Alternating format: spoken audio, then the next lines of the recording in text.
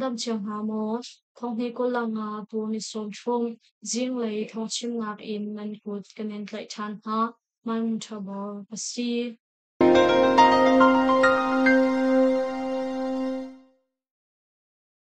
Salai Joshua Vani Brandon Royval Atay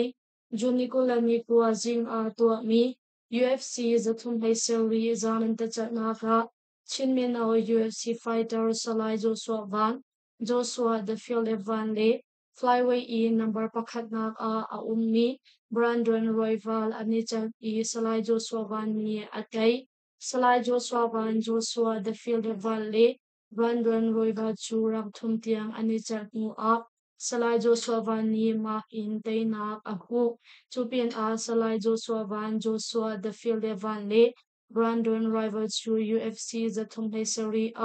Zawado Big Me Fighter of the Night Laksong Dollar Thongsong Maveve and Mutia Tai Si Kumpule Kumtum Asimi Salai Joshua Van Joshua the Field Van to UFC Voikua Chang E Voi Riat Tainak Amu Voikhat Asung Chupin Zanan Tachatnak E Voi Heseri Chung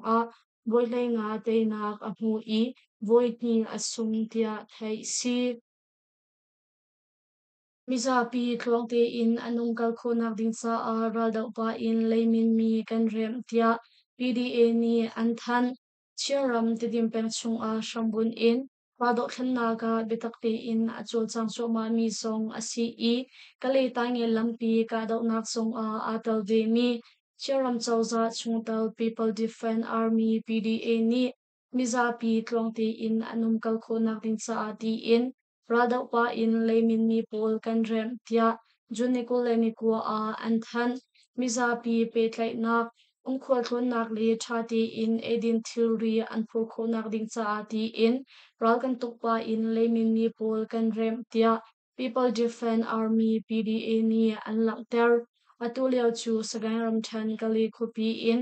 alwan chia menil heret ni thok in chiram lei ralam sial arakrai mi siral kapol le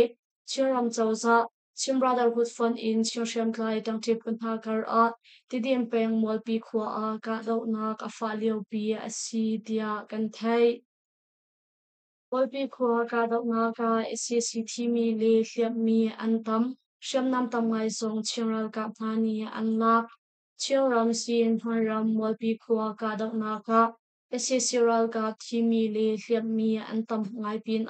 May Jun Shra Tal in Shamnam Dang Tam Ngai Song Chiral ka Tangtip Kunhani Anlak Chi Kong Kadok Nak Thonglak Nak Shampi Ni Juniko Leni Riazan Anchim Aluan Chia Mini Heriata Khan Sagairam Chan Kali Kupi in Chiram Lay Ralam Sial in Arakai Mi SCCral ka Thazang Zanga Shongchu Miniko Leni Khatni Thop in Chiram Chauza Raka Mali Chim Brotherhood Fund ni an khamha I kapni kar kadok nak afa cha SCCral ka polchu molpi khwatyang long an phan khau tia thai si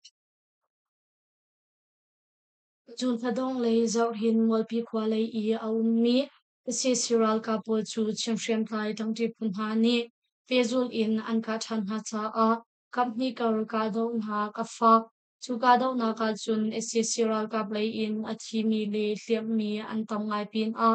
May Jun Shra Ling Tal in Shem Nam tam ngai zong ching shem tlai tang ti punha ni an lak chi kho tia Kadaw nak thong lak nak shampi ni chun an chim Kali khopi in ching ram lei lam sial in arakai mi SCCral ka pol le ching shem tlai tang ti punha kar kadaw naka hin SCCral ka himi le hliap mi an tam ngai chang pin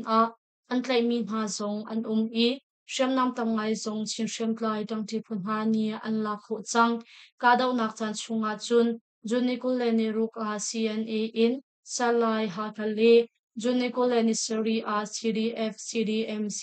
in ral kap khain khain le me tha chung ka dau na ka CDF CDMC in ral ka sumwa mungti in minung pathum ni ramlemi punsa annun ngak an pek tia thai si CDF wangaram ni rithai si tlang sinhi le thongsom salri an tlai ko an than chiaram wangaram horam chung shambun in Pado khanna ka bitakte in achol chang choma mi chiaram chawza chungtal CDF pangawram ni rithai si methamphetamine tlang singni le thongsom sari antlai kong junikola ni sari zan a anthan alwan chia juniko a rikhodar khopi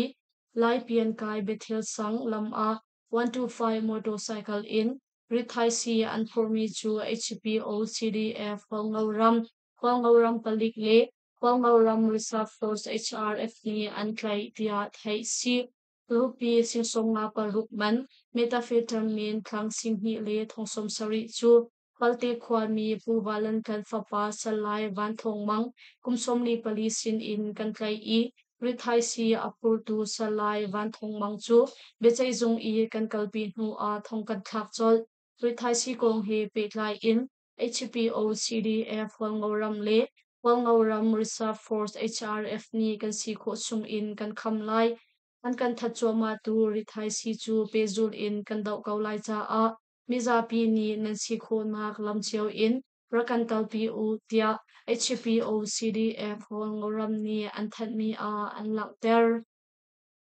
Kain peng ka dau na ka SCC pali an thi i minung pali an tlai na mai thazun ru an lak Sagai rom chang sagai kong a SCC lang ka puli ro chang chang kai dang chi kun na ka dau na swak i SCC ral ka pali an thi kong le minung pali an tlai na pin a mai thazun ruk tal in shem dang zai mazat song tang chi kun na ni an lak chi kong Bał nak thong lak nak shampi ni jun kula kwa a achim jun ni kula ni seri zing a sagai peng ia wadi divapong I a ummi chawma chi kwa a umhuna kwar mi si siral ka pulchu tol chung PDF le dang ti kunha ni lungho in angka na cha a kapni kar ka dau na ka fak tia thai si chawma chi kwa ka dau na ka chun si siral ka pali an thi I adang pali zong modo chung a tol chung PDF le dang ti punha ni an tlai na chupin a siral ka polsin in G3 methyl zulli MA1 methyl zulli le shamnam dang zai mazat song PDF dang ti punha ni an lak chi kho tia bal khan nak thong lang nak shampi ni chun an chim chawma chi khwa ka dau na ka di hnu a siral ka play in athimi le hiamator mi an tam ngai ruang a siral ka pol ni sualnak angai lo mi tol chungmi ha in lo an shopyak ha I an khangpyak ha tia tol chungmi ha sin in thai si nga tho chi pen PDF sin a SCC ding in akal mi kungthing lo hak chia pali chu an chung khar ha sin a an kiu tau than ha mandali ram then no tho chi pen a shambun in Fado khen na ka bitakte in acho chang choma mi no tho chi PDF na sin a SCC ral ka dau ding in akal mi kungthing lo hak chia pali chu an chung khar ha sin a an kiu tau than chung ha kong min champagne kom paka pha in tomo way tu pakhat ni Junikula ni riat a achim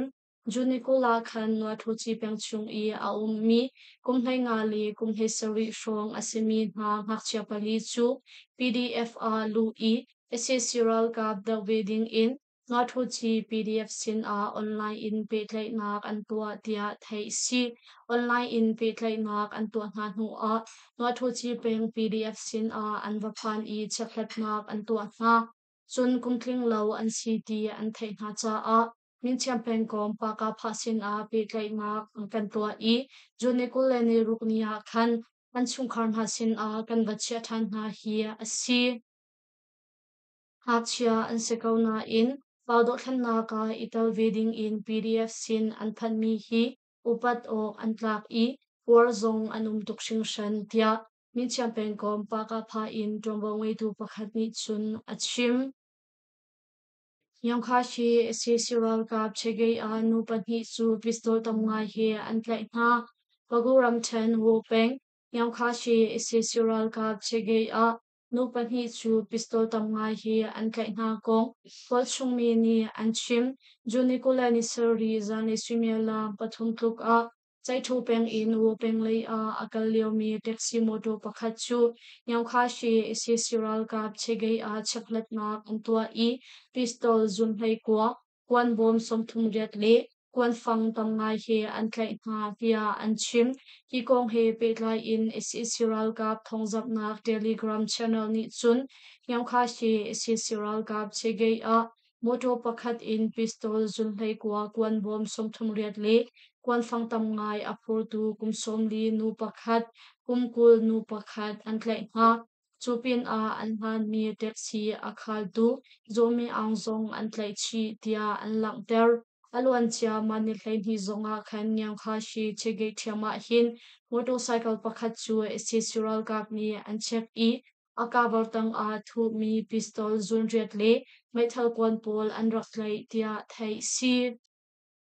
Pioboy peng a tangka khol tu SCC an ka na I officer pakhatal in pali an thi meithal zun thum an lak Mandalay Ramthan Pioboy peng nyangkong khwa palik sakhan pong a tangka khol tu SCC Kapol chu tol chung sham tlai pu ni lu hno in an ka na cha a officer pakhatal in minung pali an thi I meithal zun thum zong an lak kong Aung San Len Nammau in Tuangbangwei tu pakhat ni Junikul Leni Riat a achim Junikul Leni Ruk Zinglei Srimela Poriat Luka Khan Pioboy Peng Yangkong Khwa Palik Sakhan Pong a Tangka Khol tu SC Kap an Kutlang Palik Le Rusoti Pol chu Tual Chungcham Kai Puni Luhno in Anka Natsa a Officer Pakhatal in Minung Pali an thi I Palik Pakhat Le Pusoti Pakhat chu an liam ma he an zam tia thai si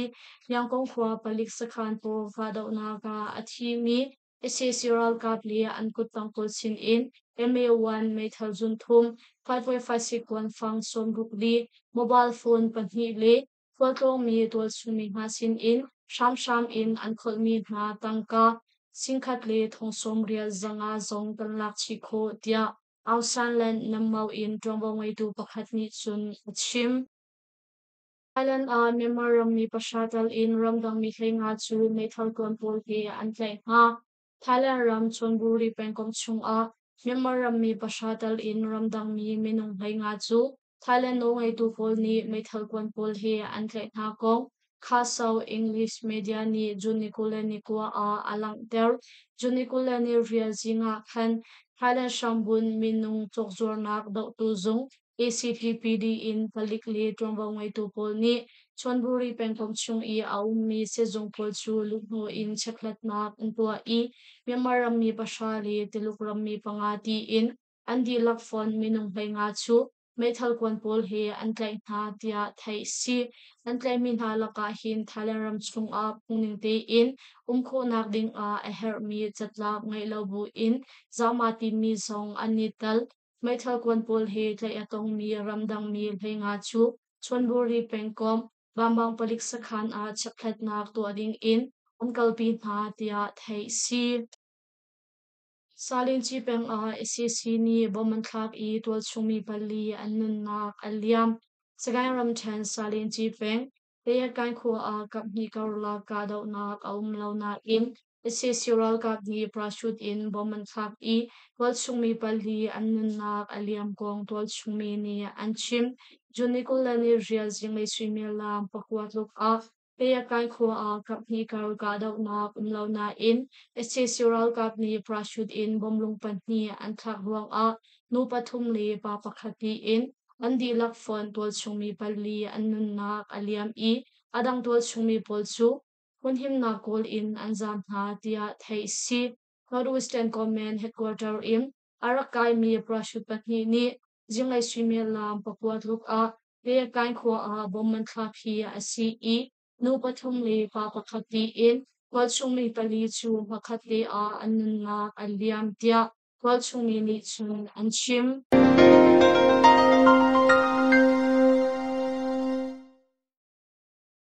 tu zin kan thong chim nak chu ma vial in kan doctor rilai normally post phasang akan pe tu nandi lak chung a kanelon tok